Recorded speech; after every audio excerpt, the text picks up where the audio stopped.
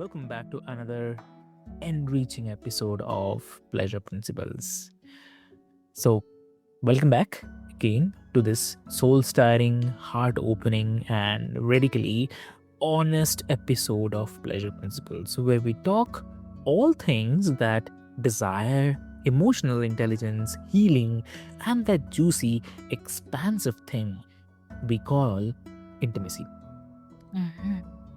So I'm your host, Avik, and today we are getting tender, transformative, and a little bit taboo in the best possible way. Yes. So our guest today is someone whose story gave me goosebumps, I have to say. Yeah. Richards. So welcome to the show, Rachel. Hi, Avik. How are you doing? Thanks for having me. I'm doing great, lovely. Thank you so much for joining us today. And before we delve deep into this topic, I really love to introduce you to all the listeners.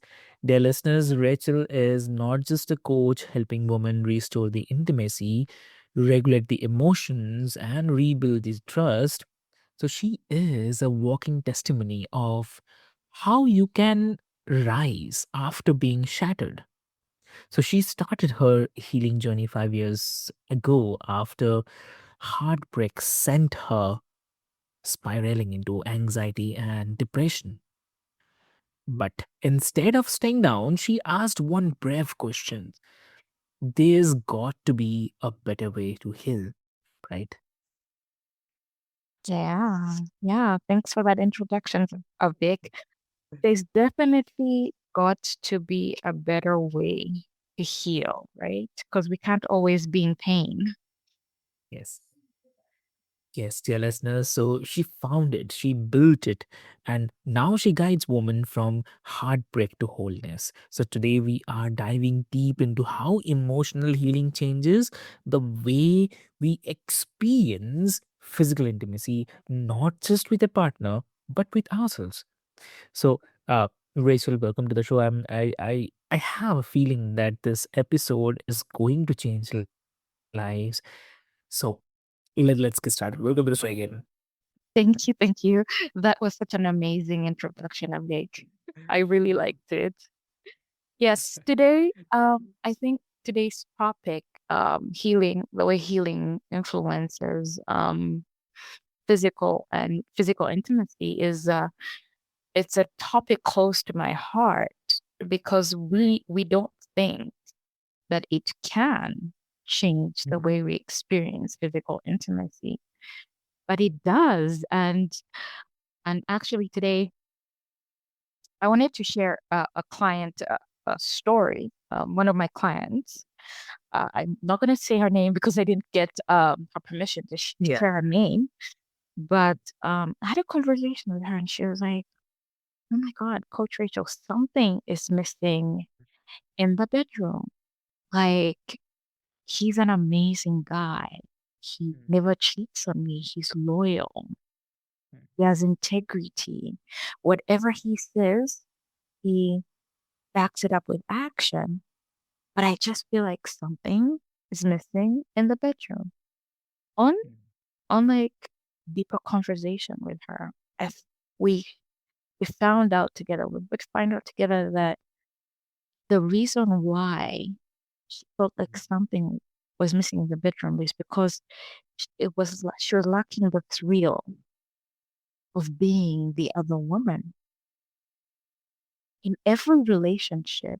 Before her stable relationship, she was mm, always the other woman. She was always the third person in the relationship. mm, So that thrill, that the want to be chosen, the pick me, love me, choose me was missing. mm, So when it comes to actually talking about how healing affects physical intimacy, it's something I'm so passionate about because we don't really think that things from the past mm, or baggage from our previous relationships could get in the way of us experiencing such a good physical relationship with our partner, even though they're kind. even though they're loyal, even though they don't cheat, at least they're the great provider. You see? So that's why I brought it up. Exactly. That's amazing. Yeah, thanks for sharing this. And um so like uh, was there a specific moment that you noticed your body wasn't responding the same way as before? Like um if you can Oh share yeah. that. Oh yeah. Oh yeah. Okay. So I'm going to be the first one to say, Okay. you know when your partner is cheating. Mm, You know when they're lying. You know when they're being unfaithful. But sometimes you don't know. And then your body starts to tell you. mm, Might be migraines, it might be just anxiety. Where is he? You know?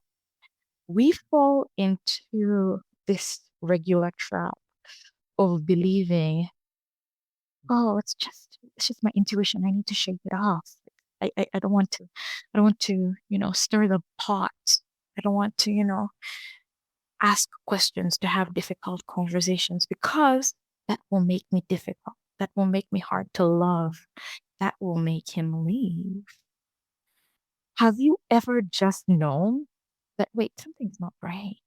Wait, something's not right. And, you ignored it and then later on it came back to bite you. Have you ever had that feeling? um yeah, yeah, I Yeah, can. I mean, yeah. yeah, definitely, because it's a natural feeling, or I would say that's an intuition. Sometimes it says that maybe something is not right, something which is happening. Maybe that's not the good way. That's not the good path. So yeah. So what I'm saying, I'm not saying that it's right all the time, but what I'm Mm, saying is these are just symptoms and signals that, we have to have a conversation. We have to set the right expectation. And sometimes I work with ladies and they're like, something within me told me, or I couldn't sleep, or I was just anxious, or I started to lose my hair. Like sometimes your body can leave clues mm, on what's going on. And having being in a position of it to have the conversation, to set the right expectation is what are the skills that I've fallen in love with. Like it's not just learning, but you learn, then you do, then you teach so that it sticks. So that's my actually my my love right now. That's the place of education that I've fallen in love with when it comes to becoming better at relationships. mm. Understood. Lovely. So, I mean, that's such a raw truth. I mean, so many people feel disconnected from their body during emotional pain, but don't always link the two. So, um, thank you for naming it. So, that's amazing. Yeah. And as you began to heal emotionally, what surprised you most about how your relationship to touch and intimacy began to shift? Oh my God. So great Mhm. question. Oh my God. So there's this thing that women have when it comes to physical intimacy that's called shame. Sometimes we don't want to admit that maybe we would like things a little bit different. Maybe we don't want to rush into physical intimacy. Maybe we want to take time to get to know the person. Or maybe we're just not satisfied. Or maybe it's something that we need, we're not getting out of the relationship. So when I took time to focus on, you ask yourself a question, it's why is it that I'm not fulfilled in this relationship? What is missing? The same question I asked. There's got to be a strategy. It's got to be something. And you realize that I have a fear of being vulnerable with somebody I say I love. I Mm, still have the need to protect. a part of me, that means I'm not showing up 100%. So even with those deepest fantasies that I have, I don't feel safe enough to Mm. to explore them with this person. And yet I say, I love this person. So, where's the disassociation? What's happening? So being just able to walk through my journey and just being able to notice when conversations around intimacy began to get uncomfortable, that's when the change started.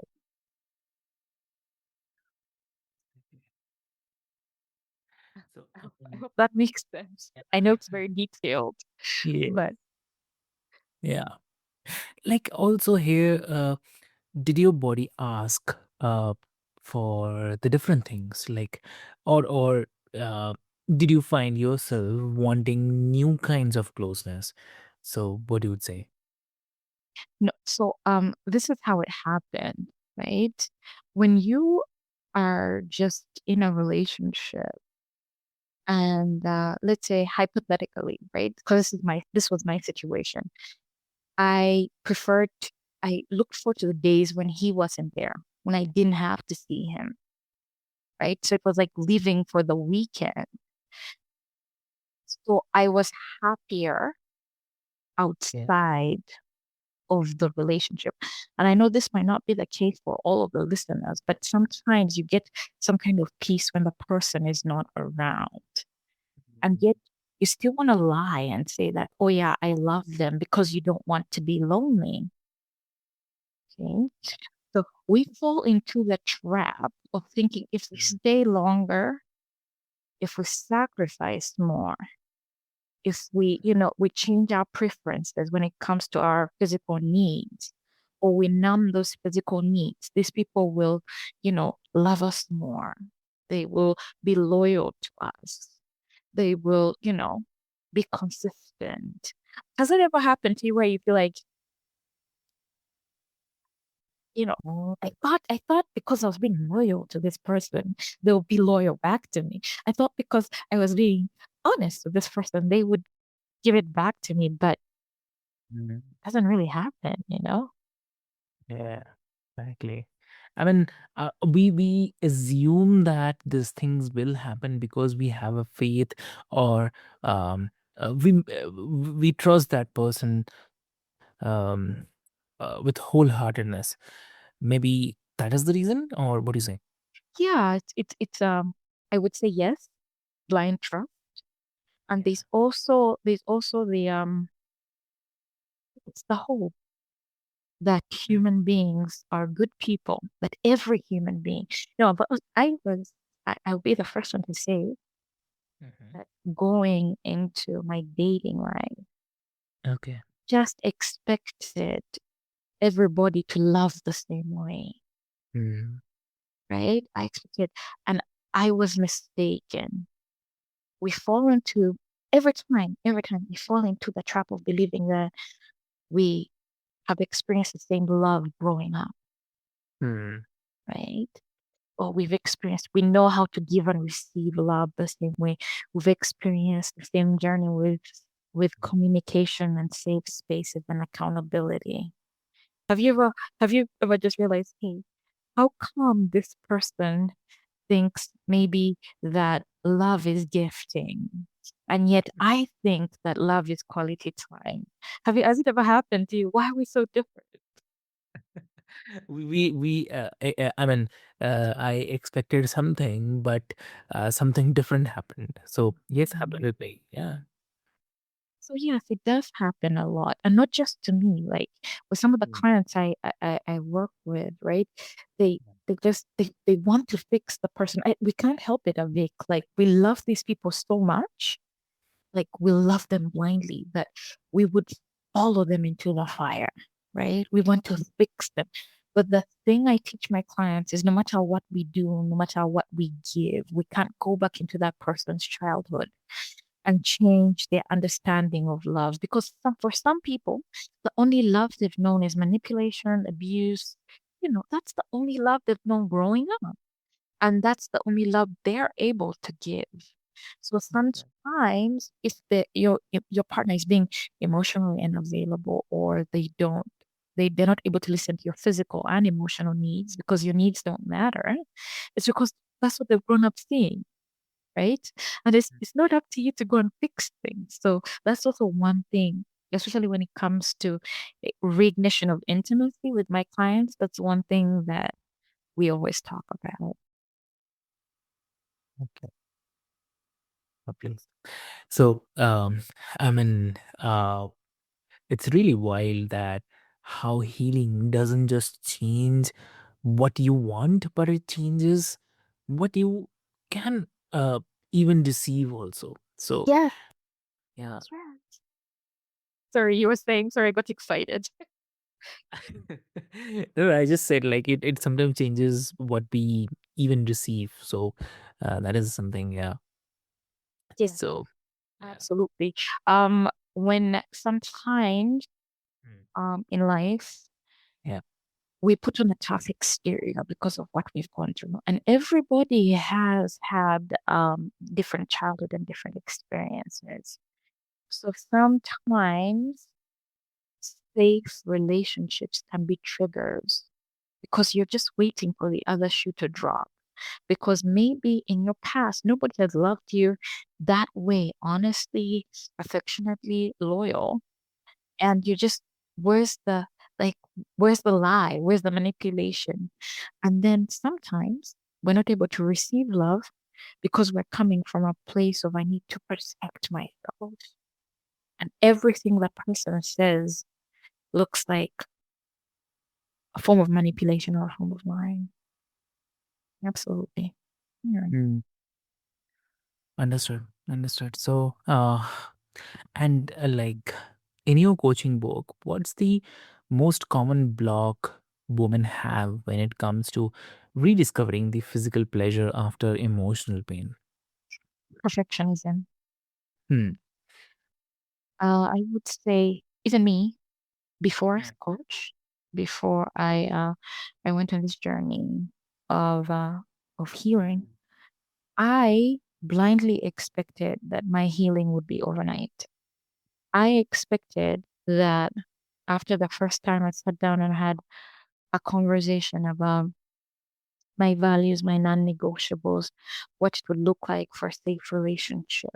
For me, I would completely feel open to being physical with somebody, or to just give away that part of me that I had put, Mm. off. So I think I just had to learn that healing is not overnight. And the fact that I expected the perfection, it's like Mm. going to the gym after one try and expecting to lose 40 pounds. It's setting yourself up for failure.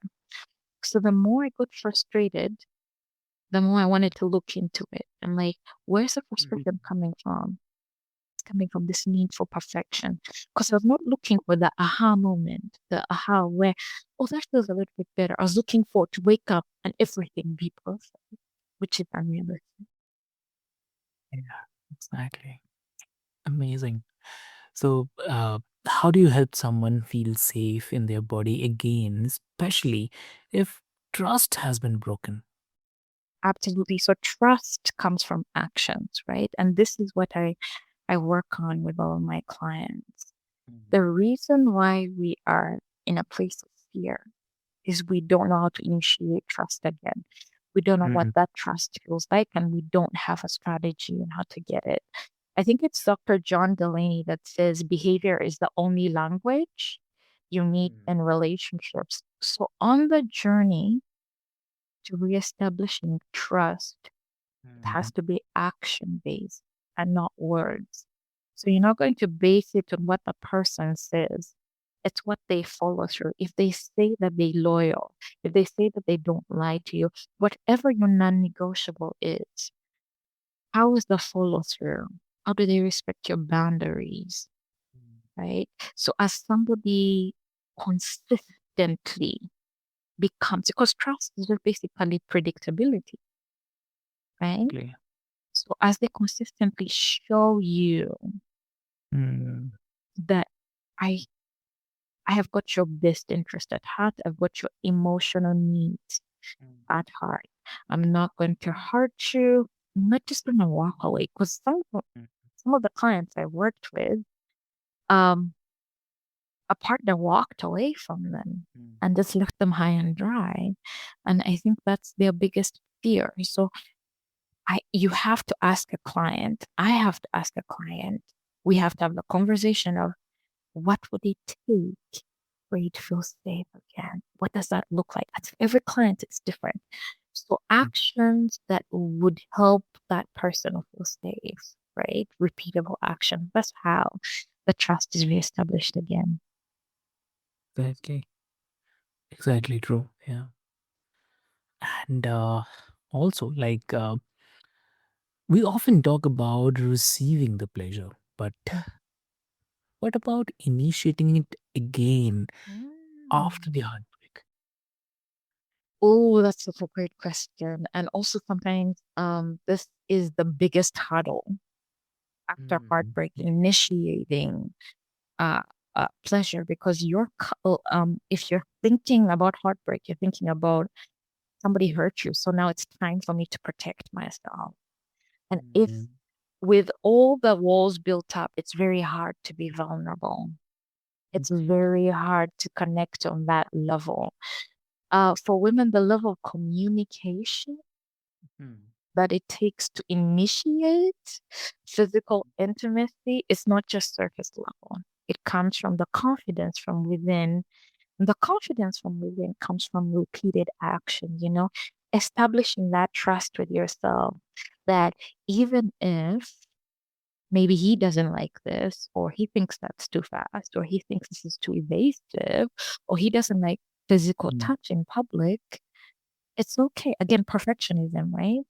And being okay, being fluid and trusting yourself, that all comes from the confidence within, right? So mm, when I'm working with a client, especially when it comes to reestablishing intimacy in relationships, physical and emotionally, we talk about vulnerability because that is our biggest strength. mm. But some people think it's their weakness. So we work on that. Understand. Yeah. And how can someone begin to feel empowered instead of ashamed about wanting touch or sex again? Feel empowered to rating. Catch the last one. How can somebody Uh, feel it? like about they feel empowered instead of feeling ashamed about uh, want to have touch or sex again. That actually, I'm working on a client with that. And I think what we discovered is the empowerment actually comes from now with this particular client I'm working with. Um, physical intimacy has always been transactional, right?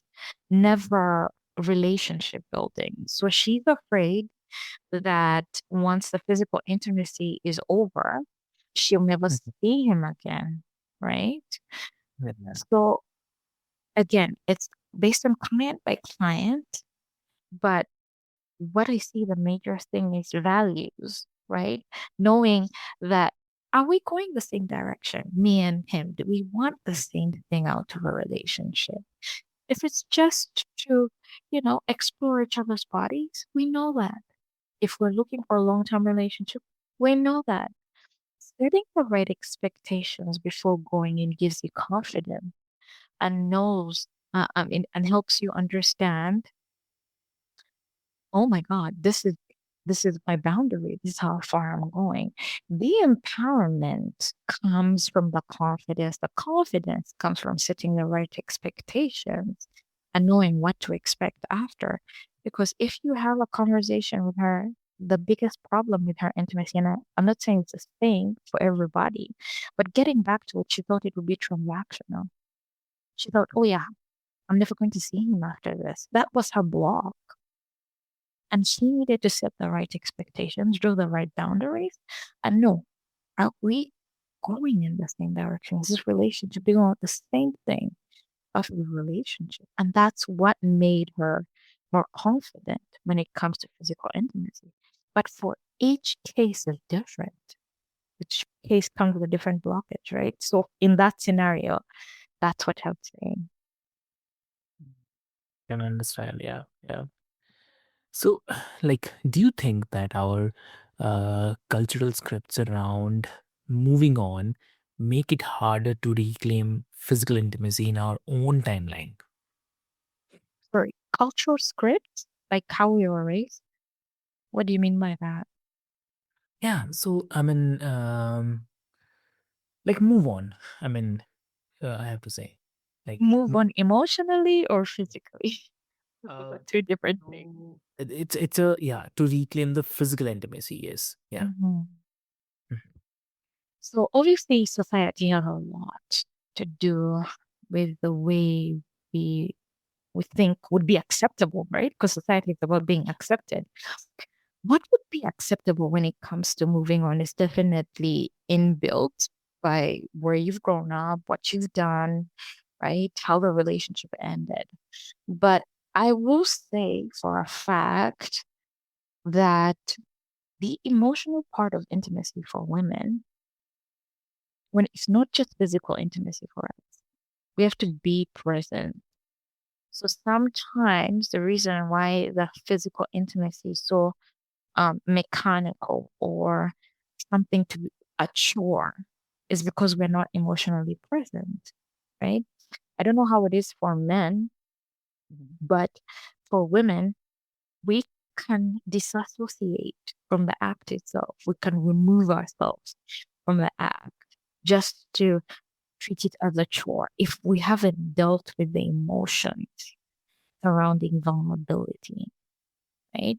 So, of course, culture is there, and culture can state that, oh, yeah, you have to get remarried right away.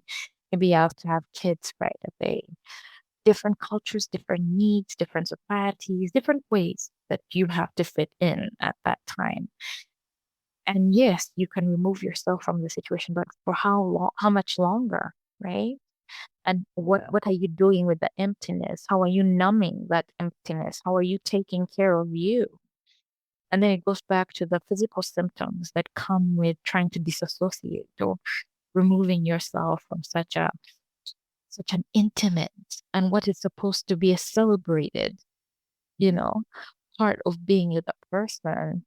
Yeah, so it's different for every culture, but it goes back to somebody being able to actually sit within themselves and they're being able to be vulnerable with themselves. That maybe this is a chore or I'm not present here.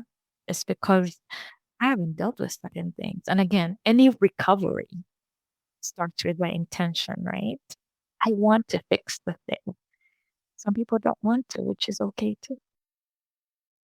Hmm. Exactly. So, uh, how can we give ourselves more grace in that process? Hmm. Hmm. How can we give ourselves more grace? That's a great question. Mhm. Grace looks different to different people, but to me, grace comes from not expecting things to be perfect the first time. And also, grace comes from the vulnerability of, you know, accepting that we are human, right? And of course, we cannot show up to every situation with a script, Hmm. having a play by play. Grace also comes with flow and being able to handle your triggers. Oh, there's a client that I worked with. She was suffering from severe compassion fatigue. She's a child with intellectual disabilities. So she's Mm. exhausted already from being a mom. And at the end of the day, she doesn't have it in her to be physical, to give again. to her partner. And that's okay because everybody's situation is different. When I say extending grace, it's knowing you're not supposed to be perfect and maybe you need a break and knowing, Mm. okay, it's okay to be vulnerable. It's okay that maybe you don't want this, but why is it that you don't want it, right? Is it is it a physical thing? Is it a health problem, or is it just that being in that moment makes you so vulnerable? You don't want to be that vulnerable, right? Yeah. And even for some women, it's just that, oh yeah, I don't like the way I look like without clothes. It's so simple, but it affects the way we see physical intimacy. Lovely. So we need less bounce back and more be with. So that's where real intimacy blooms. So what do you say on this? Sorry, we need what? Uh, I mean that's what real intimacy blooms. Between what? Bounce back and be more with. Bounce back and be more with. Okay. Okay. Bounce back, yes. Be more with, yes. Real intimacy, absolutely. Bounce back, I believe in my mind, bounce back is the ability to repair quickly. And be more with is just being able to be honest with yourself. You see, when we're building relationships, one of the pillars, right? And I was preparing a class today where we're talking about just being able to know, uh, when how long do you give out a free sample when you know that it's time to get serious, right? The law of reciprocity means that you share the same values, right? And with sharing the same values, you're going that same direction in the relationship. So definitely repair will be around how do we fix the relationship so that it grows? That's your bounce back, right? It's not that we are going the same direction, we're growing in the same place. And being aware, of course, we need to be emotionally regulated. But yes, you can't bring everything from the outside and dump it on your relationship without the intimacy suffers. That's how everything suffers, right? When we're talking about physical intimacy, there's a lot that happens in the mind before the physical happens. And some people are not having good physical intimacy because there's things they haven't taken care of. Maybe there's problems that they've had in the relationship. And instead of dealing with them, they've chosen to brush them under the rug. So there's like that resentment. So yes, bounce back. You've got to be able to repair things. Being aware is obviously if I'm at a 6 and my partner is at a maybe at a 2, I have to level up to be the 8, right? To be emotionally regulated, to make sure that the relationship is standing. It's not always expecting the other person to be my everything, you know, to be my friend, my husband, my religious, whatever, everything. That's not fair. So being okay with yourself and knowing that, okay, my partner is at a 6 and I need to be probably at a higher, right? I'm going to take that. Maybe if I'm at a 2, I jump to a 4 so that we can get along that day, knowing when to have these repair conversations. I think that was good. Bounce back and being aware. I think I like that. Lovely. Yeah. So for someone who is listening is just starting to reconnect with their body after trauma or heartbreak. So what's one gentle invitation you would offer them tonight? I would say, first of all, you're not crazy. Somebody got used to seeing you cry and somebody broke your heart. Your needs were not met. So, and knowing that you're not crazy, that's a big part of healing. Because when you realize that, no, no, I need something, that's the beginning. And being very intentional about your needs. Your needs don't make you difficult to love, your needs don't make you broken. Okay? Your needs make you who you are. And knowing that maybe, yeah, you need the monogamy, maybe you need the loyalty. I don't know what it is that was missing for you, but embracing that and then taking a step from there. I mean, there's so many people you could watch online. I do have a video, um, a YouTube video that talks about finding the balance. Finding the balance is just built on a theory. For those people who go see the video, take the journey with us, we go over what it means to have non negotiables in a relationship, how to build them, finding the balance between the give and take. That's where the healing starts, right? Knowing that it's okay to want some things in a relationship. And it's okay to set boundaries. And it's okay to have conversations around it. Because I also want to be getting something out of this relationship because so it can stand the test of time. That's where the journey is in summary. It's amazing. So lovely. I mean, that's beautiful. Whether it's the first breath of self trust or the bold leap into new love, we are all on the continuing of coming home to ourselves. So that's amazing. And I have to say, like, I don't know how, don't know about all of you, dear listeners, but my heart feels full and my body feels seen. So, Rachel, thank you so much for reminding us that healing is intimate work and intimacy is healing work. So, you showed us that thriving after heartbreak isn't just about getting over someone, it's about getting into ourselves fully, fiercely, tenderly. That's amazing. So, great to all the listeners. Maybe tonight, light a candle just for you, put your hand on your heart, whisper something kind to your body, and remember that pleasure isn't a reward for healing. It can be the very path through it. So, this is your host Avik signing off from Pleasure Principles. And if you have loved this episode, share it with someone who's rebuilding, rediscovering, or just remembering how worthy they are of love. So, until next time, feel deeply, feel freely, and always honor your pleasure. So, thank you so much.